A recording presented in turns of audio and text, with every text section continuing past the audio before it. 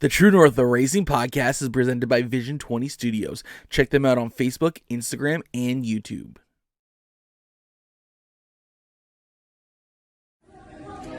I'm Megan Mitchell. This is my co-host, John Morrison, and you are listening to the True North Racing Podcast. Time to strap in, pull those belts, and get ready for an action-packed episode of the True North Racing Podcast. Are you ready to unmask? Unhelmet your favorite racers? Get ready for the most fun you'll have outside the racetrack to get you ready for the next race. You're listening to John Morrison and Megan Mitchell, and this is the True North Racing Podcast.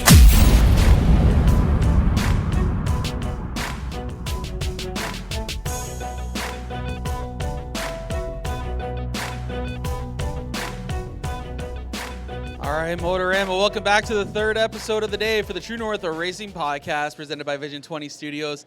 I'm your host, John Morrison.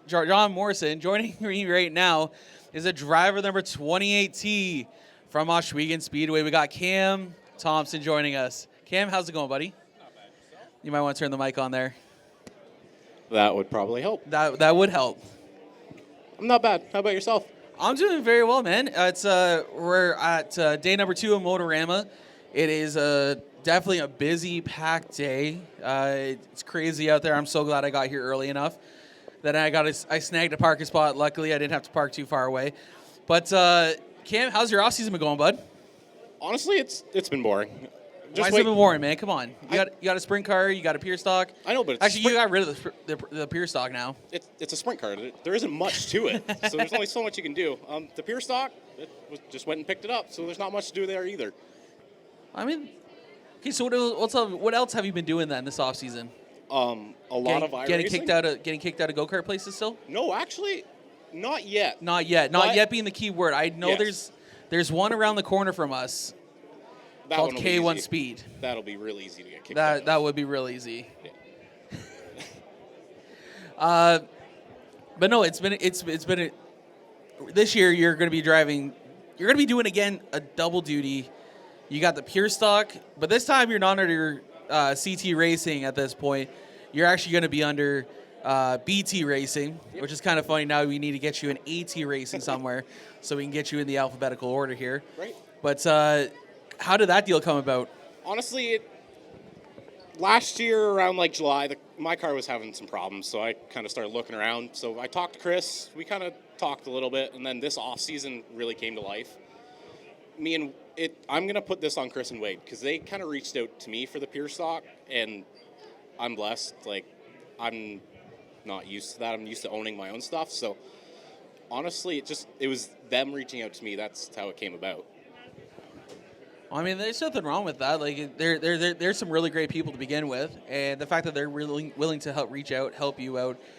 You were definitely struggling last year in that pure stock. You were showing speed so much. It just didn't want to run. It just didn't want to run anymore. No. Meanwhile, the year before, you had the most dominant year ever in a pure stock, and you lost out by what? Just a few points? I think it was like 20-ish points. I ended up falling back to third by the time the year ended, but, I mean, second's close enough, I guess. Yeah. Before we continue on here, I wish I brought it up with me. Mr. Feeney, Brandon, can you go into my backpack? There is a book I need you to bring up for me, bud. I forgot to bring it up with me, and I feel terrible because I was supposed to give a little bit of a shout-out about this. I'm sorry, Rick. I forgot. I was not prepared. I forgot to bring it up, but we're going to do it. They're going to get it up here in just a second.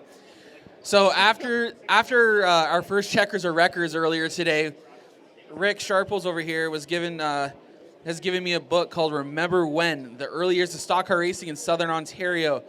I've already got a chance to look through this a little bit, and it's got some great pictures, some great stories. If you guys are interested in one of these books, please go over and see Rick over here in the Yesterday Speedways booth just off to our left here. He's got, like I said, this is volume 1. It's a great read already. I've been very excited with it. So head on over, pick yourself a book, and actually after this, we are going to be doing a podcaster's battle royale on the slot car track with possible special guest announcers, so we'll have to see how that one goes. But we're going to be hanging out over there after a little bit here. But getting back with Cam here. Cam, man, we've always had some fun, and whenever we do these shows, and now this time we're going to put you on the spot here. We got to keep you pretty tight-lipped over here, eh? Unfortunately, but we're working on it. We're working on it. I want to talk about this, and I think everyone would love to hear about this story because this is a good one, and I've always enjoyed listening to this, and because I was there to live it, so this one's a good one. Last year, I came down to film your Crate Sprint National journey, and for a guy who has done pretty well in the sprint car in his full-time rookie season, you had some trouble that night. What happened? And yeah, it was honestly just rookie mistakes, I guess. Started off the night by having some engine troubles and heating the motors. Put the wrong spark plugs in it. Actually, was given the wrong spark plugs, but I digress. You digress, yeah. Yeah. So that started off our night. Wasn't really a good way. So from there, went out for hot laps. Car was fine.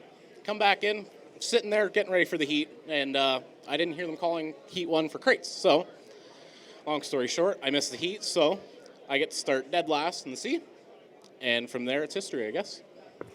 Well, I mean, I wouldn't call it history per se right there because you were able to make the Crate Sprint Nationals, but it wasn't an easy cakewalk for you to get all the way up there.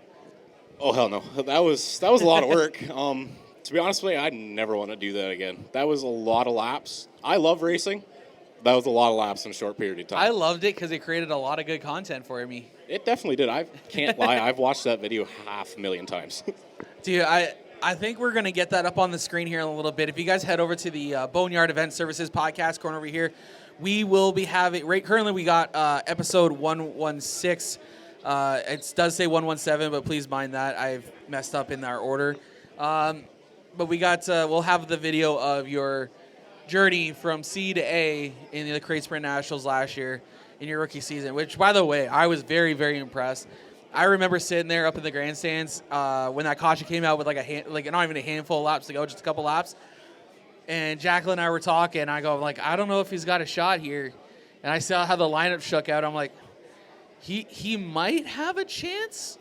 And I'm not doubting you or anything like that because I know your ability. I know your ability. You weren't the only one. My own car owner and crew chief was like, I'm going to walk away too. Go, he doesn't got it.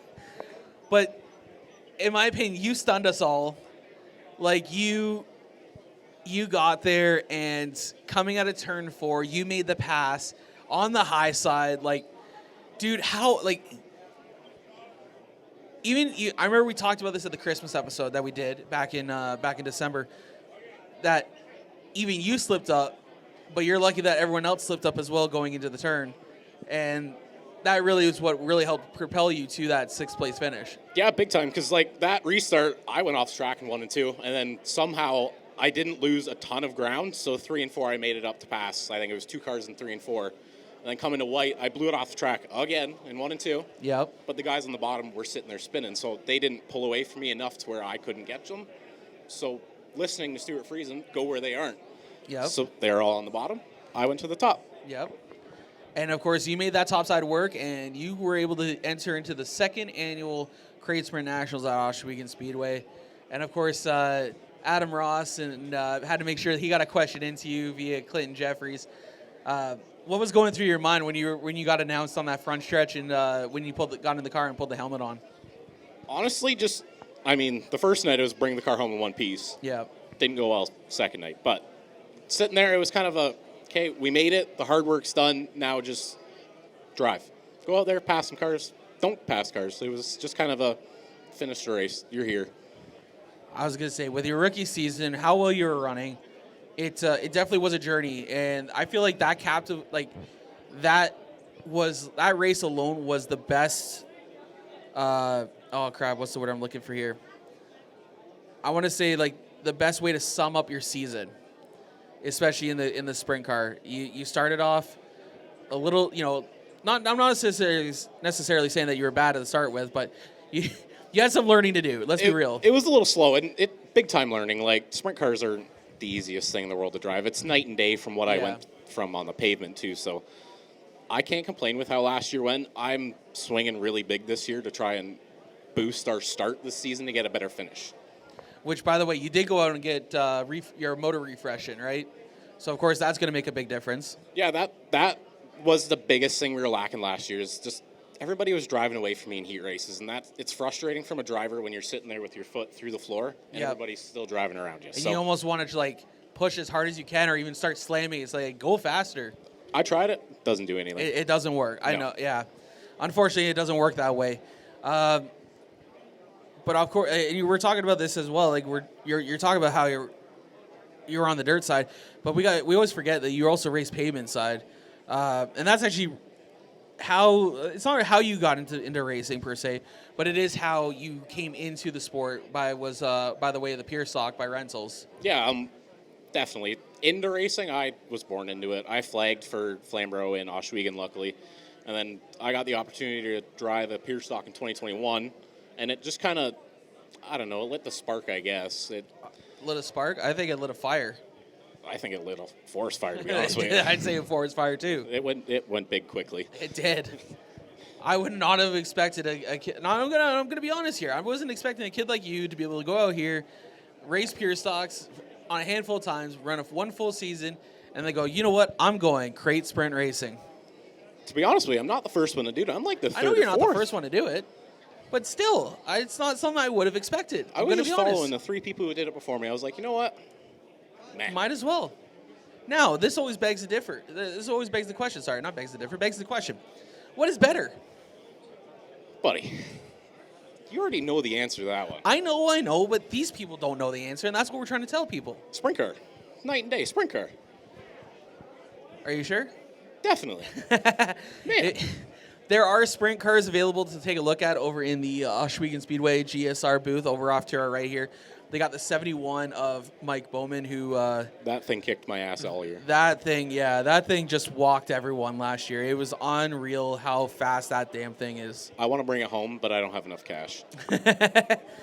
I mean, you are always looking for sponsors, right? Always. Car has a ton of spaces left, so if you guys need a car to sponsor, let me know. He'll be over at the autograph table following the event here.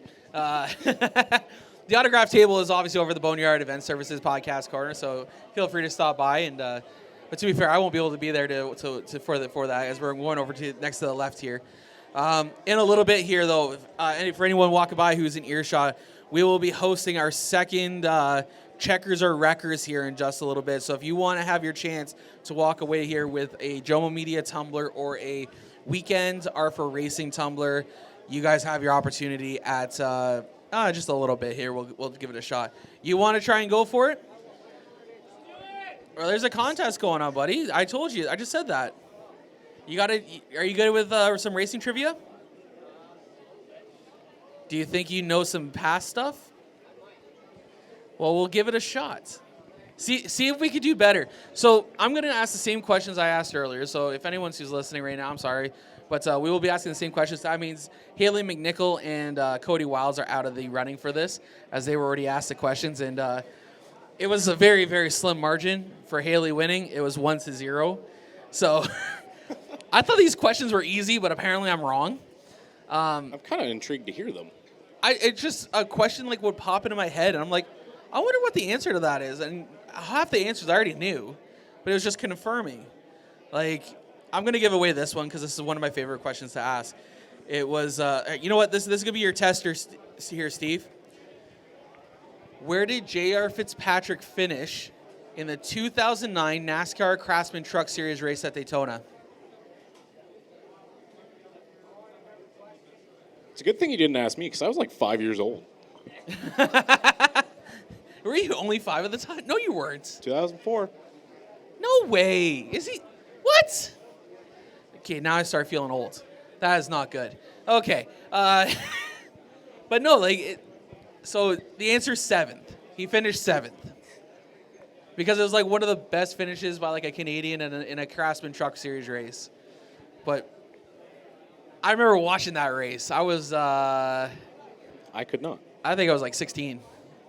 So that tells you a lot right there. But that's what these questions are. So, Steve, are you in or not? Okay.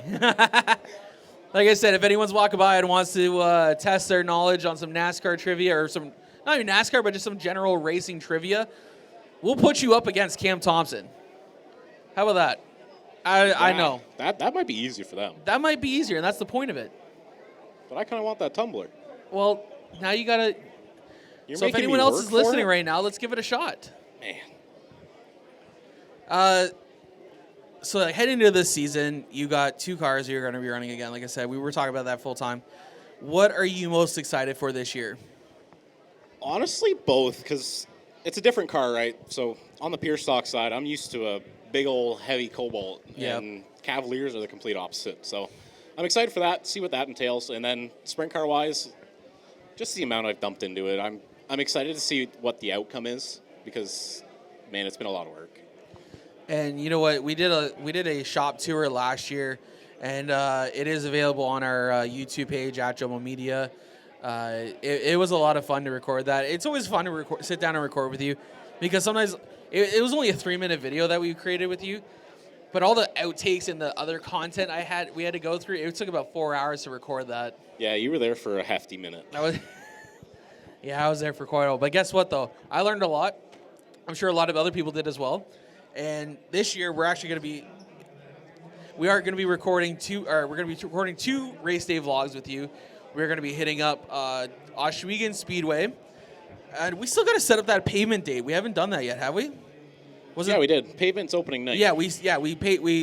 So on May 4th, I will be at Flamboro Speedway, and I will be a fly on the wall to Cam Thomson racing at Flamboro Speedway. And now we're gonna figure out a date here soon enough so I can update my calendar. Do you have a date in mind? What's opening date for Flamboro? May 20th? No, May 4th. May 4th. May 17th is opening night at Ohsweken. I mean, I'm free May 17th. Let's do it. May 17th? May 17th, I will be at Ohsweken Speedway with Cam Thomson and CT Racing to, once again, hopefully, obviously, we're not going to get a B main. There will be a B main. There'll be a B main. The car count there is absolutely amazing. 60 cars last year, I think. 60 cars? Yeah. Holy we average crap. about 40 weekly. Well, yeah, some people unfortunately will go home pretty upset, eh? Yeah, when you're sending that many cars home, it's hard to make the show. Yeah, I'd say so. How often did you make the show last year by chance? I think I missed 3 in total. 2 of them were Okay, that's not mechanic. terrible. No, I can't complain with that. No. So obviously this year you're looking to make the. Are you sure? All right, let's ask this question: are you hoping to see a B main this year, or are you looking to get right into the A main? I don't know. I'd like to win a B main. Yeah. But if you can win a heat race, it's obviously better.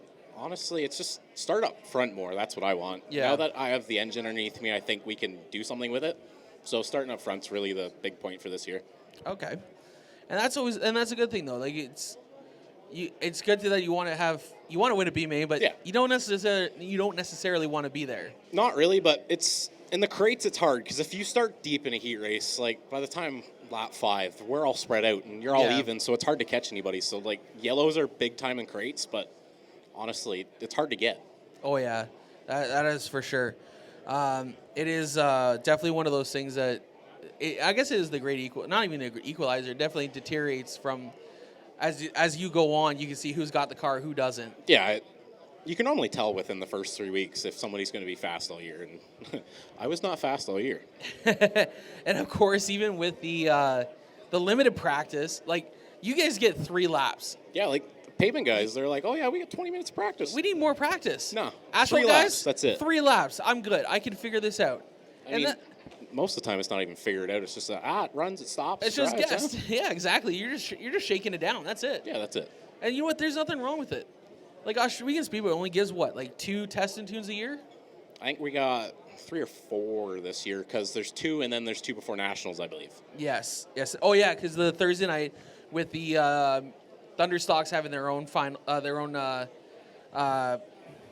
Race. Yeah, their own race. Sorry, I don't know why I was, but they're having their own nationals. That's what it was. That's what I was trying to get at. They're having their own nationals, so you guys got a test and tune that night, and then the Friday night you'll have your crate sprint nationals, and Saturday night we'll end it off with a 360 national, and of course that is one of the biggest weekends in racing I find at that track. It's huge. And like The Pinty's weekend's pretty big too, but Oh, yeah. it doesn't draw all the sprint car people. No. Nationals really tries to draw guys from the States, and we kind of haven't had that in the last couple of years, which hopefully we can get some more this year, to be honest with you. Yeah, it's one of those things. It's tough to come across because, especially with an American, like if you come up and win Canadian dollars, let's be real, it's not as impressive. I won a $30,000 race in Canada. Going across the board $20,000. Yeah, I get it, but like back even when it was like $10,000 to win, we had Brian Hoddick, everybody from like New York coming up, and I don't know, ESS guys come up, so I guess that'll probably help. I would like to see some more guys come up. It is as much as I like to promote Canadian racing, it's also nice when the Americans come up too, because it is nice to really see how well they do against the Canadian talent. Yeah, and sometimes it's hard for us to get across the border to go race against them. And even then, like if we go down to like Volusia, they normally run there more than we do, so we go down there for one race, and you kind of get stomped on almost. Oh yeah, but you know what? So I know we've talked about this, and of course I want everyone else to hear it as well. Is where do you hope to go with racing? Honestly, I want to be a high limit. Like I just want to make it somewhere in racing to race for a living, and it's hard to do on this side of the border. Absolutely. And like nowadays, funding is everything, and it's hard to get funding, unfortunately. It really is, and when people, it's hard for people that are also not very sponsor oriented as well, and that hurts a lot of people as well. It's hard to get people from outside the sport to come in too. Absolutely. That's what I'm going through right now. Like I've put out a ton of proposals. Yeah. But it's to the people who don't really know what racing is. They go away. Well, that's the problem, right? You almost need, if you have a potential sponsor, you almost need to buy them 2 tickets and be like, hey, bring out a partner of yours or bring out your spouse or something like that. Come to the dirt track. Come and hang out in the pits with us. Come see what this is about. That's the good thing about Ohsweken is they do a sponsor night, so you can go give them tickets for them to come out. Which is great because it gives that. There's no pocket out of theirs. They'll probably go buy the food anyways, and it gives the chance for them to see what the sport is about. It actually shows them that, okay, my money's going on this car, and there it is. Yeah, and it's not always about the money. It really is. Yes, it is. It's about the money. Yeah. But it's also helping out their return on investment. Yeah. And I had this conversation with someone earlier, and that is exactly why. One of the reasons why I started Joe Media as a promotion is to try and help get that ROI for these teams. Yeah, it's not just a sponsorship. It's trying to build a partnership with that person. Yeah, it's developing a friendship and almost get to a point where you're like family. Yeah, I'm fortunate enough to where a lot of my sponsors are friends. So I've built a friendship with them to where they want to put some effort into my racing so that I can help them too. Exactly. And of course, we partner together so that your friends can benefit from it. And all your sponsors can benefit from it, right? Like, it's not just, as much as, like, I'm sitting here promoting you, that's not the case. We're promoting you and your sponsors. Hey, man, it worked. You bought a car. Sorry? You bought a car. It worked. I didn't buy a car. Unless you know something I don't. But I think I know something. Uh-oh. No one has told me I bought a car. Maybe a minivan? Well, that's a different story. I needed a minivan. Which I got to thank Driving with Haley. I got to thank Haley for helping me out with that. Shameless plug. Yeah. Thank you so much for all the help with that. I needed to get out of that damn Dart so bad, and with a growing family, minivan was the only option. And now it's going to help me take Joe Media to the next level. So if I'm looking for another vehicle, I'm coming back to you. So yeah. There's a sponsor plug right there. Thanks, always helps. And Driving with Haley is hanging out over here at the Boneyard Event Services podcast booth. So if you're looking for a new vehicle, head on over and check it out. Maybe we could get her signed on with Joe Media Promotions too as a partner. It's cheap, I can tell you that much. Hey man, we got sprint cars to pay for. Pump the brakes. Sorry? We got sprint cars to pay for. Pump the brakes. You're absolutely right. Where do I want to go? Oh my God. But you know what, man? You've come from flagging. Make sure I say that correctly. Flagging. So I know I'm going to get upset. Where you were flagging at Ohsweken. You flagged at Flamboro. You even did the TQ midgets. And by the way, anyone who's walking by right now, if you guys have seen this man up at the flag stand at any of the events that the TQ midgets do, I watch you more than I watch the racing because of your flagging skills up there. I appreciate that. And I know anyone else. I know a lot of people who just sit there. I had someone who came out to the racetrack. It was actually my in-laws. They came to the racetrack one night. They were sitting up in turn 4. The TQs were there. You were up there flagging. I was joking with you, saying, "Hey, like, ha, whatever, right? Like I always do, right?" Yeah. And they came up to us afterwards. They looked at me and go, "Who is that guy up in the flag stand?" I'm like, "Oh, that's Cam Thomson." And Jacqueline goes, "That's Cam Thomson. He's one of John's drivers." And I'm like, I couldn't keep my eyes off of him. The way he's just standing there and flagging, it's like, it's mesmerizing, right? He's like, yeah, I never would have imagined that. Yeah, I don't know. I learned from the best, so it's kind of they were showmen, so you gotta show off a little bit. To me, as much as you're up there making sure the drivers know what is happening on the track, you're part of the entertainment. And I know we've talked about that before, is when you were up on there for a whole race night, your wrists were sore. Your arms were sore, not your wrists, your arms were sore. Yeah, honestly, by the end of the night, you're done. Especially with all that showboating you do. That one, and then especially when you race on top of it. Oh, yeah. By the time you're done the night, it's like, okay, I want to go home and go to bed. Oh, yeah. And that's understandable. But, of course, last year you had, not even only did you race at different dirt tracks, you did race at other asphalt tracks. And you've gone from racing at Flamboro one night to all the way up to Sauble overnight to go flag the TQ race the next day, which, by the way, you're nuts for doing that. But I know a lot of people who are nuts, and that most of them wear a helmet and a fire suit that are in this room right now. What has it been like being able to travel and take your car out of the tracks and go run?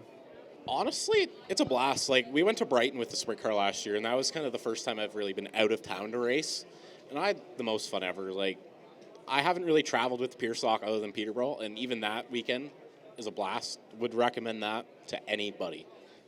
Yeah, that Autumn Colors Classic that happens every Thanksgiving weekend at Peterborough Speedway is a premier event, and it definitely caps off the year. Like, it caps off the year if Flamboro gets both Frosttoberfest races in, but that track record doesn't hold out very well usually. No, we were fortunate for Flamboro for the past 2 years, but last year we got unfortunate with Peterborough. But let's knock on wood. Hopefully this year's a little bit better. I hope, yeah. Now let's just hope we can get all the Peterboroughs in the same weekend. That would be great. But, yeah, Peterborough definitely puts on a great show with Autumn Colors Classic, so make sure you guys go check that out. Lots of great events happening out at Peterborough. But, yeah, and what was it like going around Brighton for a change? It was different. Like, that place is so much smaller compared to Ohsweken, so, like, you can't drive it near as hard, but the tires, you also have to conserve your tires there. I learned that in a feature you can burn off the right rear, and I'm not used to that. Really? Ohsweken, I can get half season out of 7 tires. You go to Brighton, I killed a tire in a night. Oh, wow. That's crazy. Yes, that was the biggest learning curve, and that was probably the most fun part of it, because it kind of evens everything out. And that track rubbers compared to Ohsweken. So, yeah. like, being able to learn everything from every dirt tracks, it's different, but I like it. That's good, man. Like, it's good to be able to venture out. And I know this year, I don't think you're going to be able to venture out very much with that sprint car, as Merrittville's not hosting any crate races. But what if Southern Ontario Motor Speedway, as they just announced, they were opening back up, and I've heard that they're in talks of maybe having a crate sprint division. What do you think about that? I told them I'll go up there once because I'm already committed to a pure stock season, so it's kind of hard for me to commit to anything else. So I told them I'll go up there once. Like, hopefully Humberstone comes out with something too. And then the plan is to go to Brighton on Labor Day weekend. So it's not that we don't lose all traveling. It's hopefully we do get to travel a little bit this year, but it's very limited. I mean, with 21 nights happening at Flamboro Speedway this year, that's definitely going to put a toll on your weekends. I mean, fortunate for me, I'm doing 18 of them, so I don't. Just kidding. No, I'm not. You're doing all 21? I'm there for the whole 21. Yeah, I mean, especially if you want that season's pass for the next year, right? I'm more focused just on the championship. Like, that's kind of what I want. I kind of want to end it off on that to kind of just go full time. So what I'm hearing is if you wrap up the championship this year, you're going to quit bone stock racing. Yes, that's been the plan for the last 2 years. But for the last 2 years. That's why we're still here. And so if you were to, let's say you win this year, okay, you win the championship, you go sprint car racing full time next year, would we be seeing you travel to the States and go run down there? Maybe. Hi, Roger. It's hard to with a crate because there's not too many places in the States that run crates. Yeah. I think there's maybe one or two just across in Buffalo, but I don't know if somebody wanted to hand me a 360 and say, "Hey, go race in the States." Yeah, I'd go down. So if anyone is looking for a fantastic young driver who would be willing to run a 360 sprint car, we got him right up here on the stage. We got Cam Thomson. Like I said, we'll have him over at the Boneyard Event Services after this. Go hit him up. You guys can find him at CT Racing on Facebook and Instagram, so make sure you guys catch him there. So we are going to put out a final ask here. If there are any challengers for our Checkers or Wreckers events, if there's any challengers, please come forward now. We would love to have you. You have a chance to win a tumbler, a True North Racing Podcast tumbler, or a Weekends Are for Racing tumblers. If no one walks up, then that holds on to tomorrow. So I can't take it home? No, you can't take it home. You got to compete, so you got to find someone to compete against you. We got one? Rodney, you're going to come up? Rodney, get over here. Come on. Martin. We just need one competitor to play Checkers or Wreckers. So I'm going to ask a series of questions. You have 1 minute to answer 5 of them. Wow, that's too much work, John. That's not that much work. So you're going to be going up against Cam here. Okay, one by one. You're going to go up against Cam. He's older than me, so he has an advantage. Sorry? He's older than me, so he has the advantage. So we'll see how this goes. Can you get a timer up on your phone for us? So I can get the questions up here. So I'm going to ask a series of questions. All you got to do is answer them. If you do not know the answer, that is okay. I'm going to tell you what the answer is at the end of this anyways. Yeah, you can say pass. These aren't hard questions. I'm going to be honest. Like, these are pretty knowledgeable questions, but to be fair, I like useless knowledge, so I hope you guys like it too. Just got to get, I don't know why I didn't do that, but. All right, so we got a timer up there? Yep. All right, why don't you pass over the microphone to Rodney here? Oh, here we go. Yeah, everyone's got to hear you, bud. Uh-oh. So, timer ready? Okay. You start it as soon as I finish the question, okay? When did Sunset Speedway first open? 1952. Who won the final cast car championship? JR. Who was the first 2-time champion in the APC Late Model Series? Ooh, that's a tough one. JR. In 2023, following suit with NASCAR, what did Sunset Speedway and the APC Late Model Series implement to their races? Say that again? In 2023, following suit with NASCAR, what did Sunset Speedway and the APC United Late Model Series implement to their races? Pass. Which driver won the inaugural Junior Hanley Classic? That was Dale Shaw. And we got a bonus question here. Actually, I can't even ask that one. We'll ask this one. Where did Richard Petty get his first start in NASCAR? I have no idea. All right. So we'll go through those answers real quick. Sunset Speedway first opened in 1968. You got the second one correct here. The final cast car championship was won by J.R. Fitzpatrick. The first 2-time champion in the APC Series was Brandon Watson. The choose cone is what Sunset in the APC Late Model Series. And then you got the Dale Shaw question correct. And the bonus one is going to be for you as well. So you got to get 2 correct here to tie them, 3 to win. Okay? You want the tumbler? Then why didn't you come up here and try to win this? Either way, it was going to come home with you regardless. So, all right, you got the timer ready? All right, so round number 2. These are going to be different questions now. When did Flamboro Speedway first open? 1968. Who won the first NASCAR late model race at the CNE Stadium? Pass. Who won the inaugural Quick Wick Superstock Championship?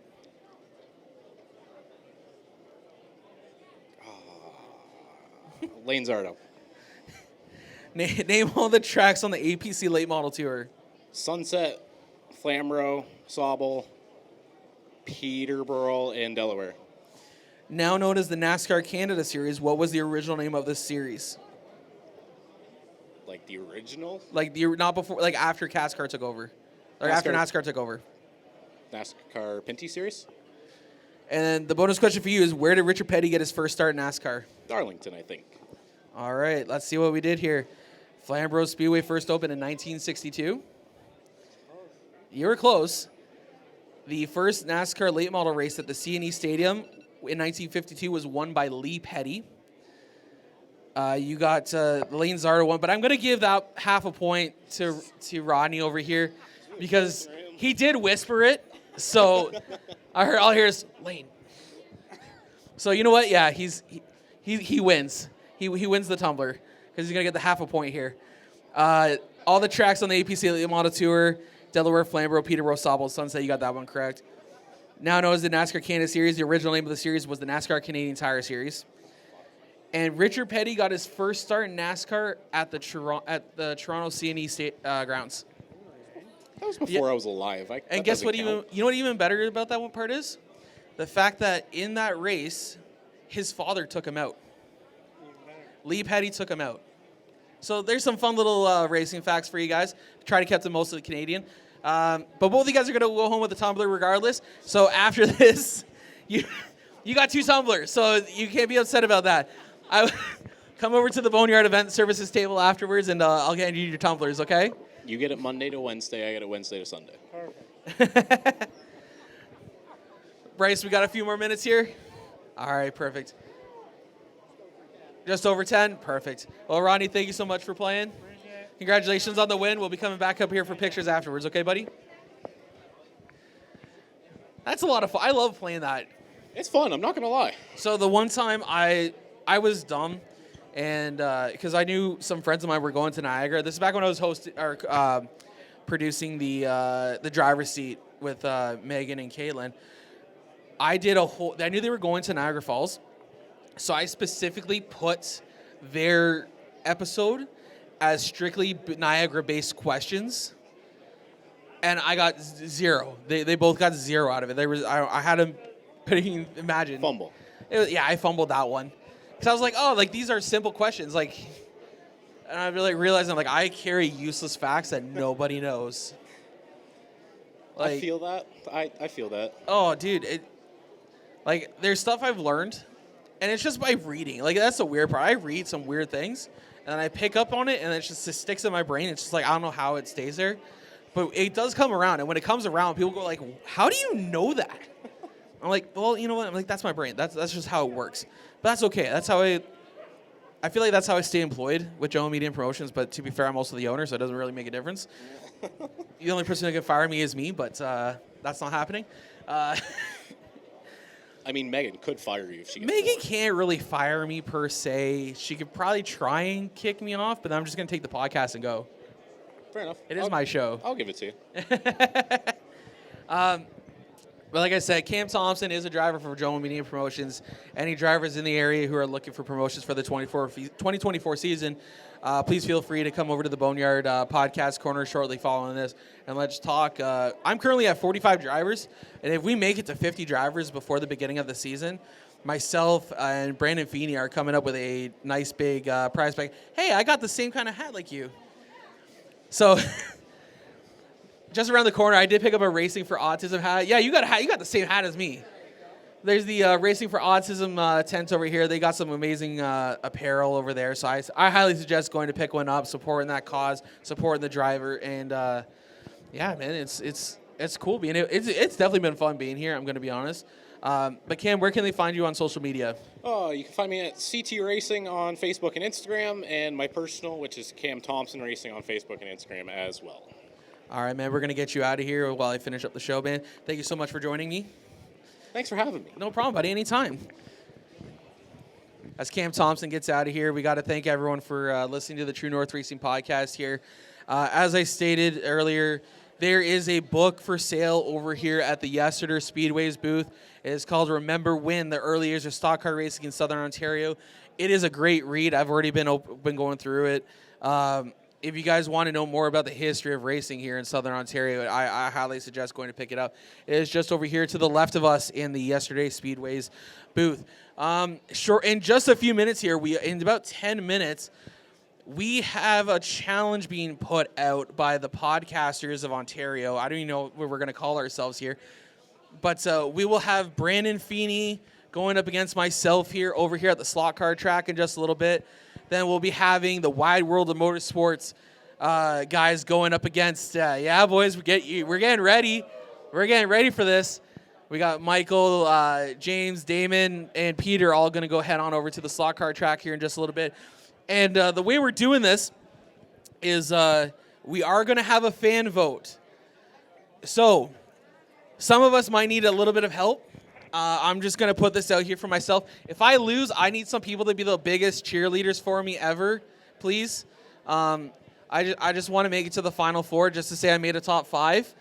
Yeah, we'll be heading over to the slot car track just over here at the Yesterday Speedway's booth in just a little bit.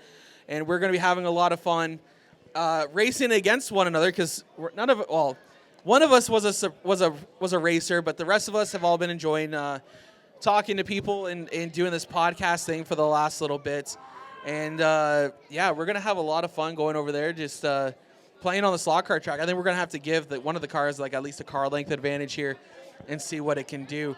But yeah, thank you guys for everyone who's walking around, who's tuned into the True North Racing podcast here as we're live here at the Motorama Custom Car and Motorsports Expo here at the Toronto International Center.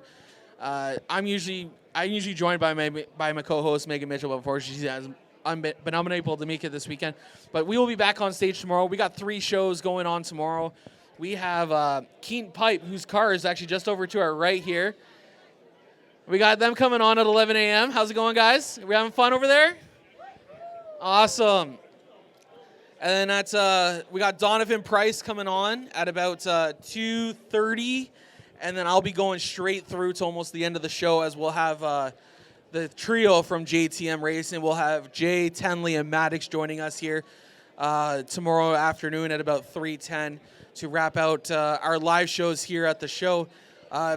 Anyway, as always, thank you guys for everyone who's listening to us or even just walking by just for a few seconds.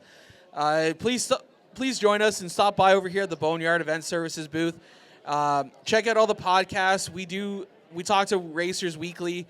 We have a few other shows who have been able to be here throughout the weekend as well. We got the Stickers and Scuffs podcast. We got the True North Racing podcast. We got the Feeney Call hanging out over there. We got the Wide World of Motorsports.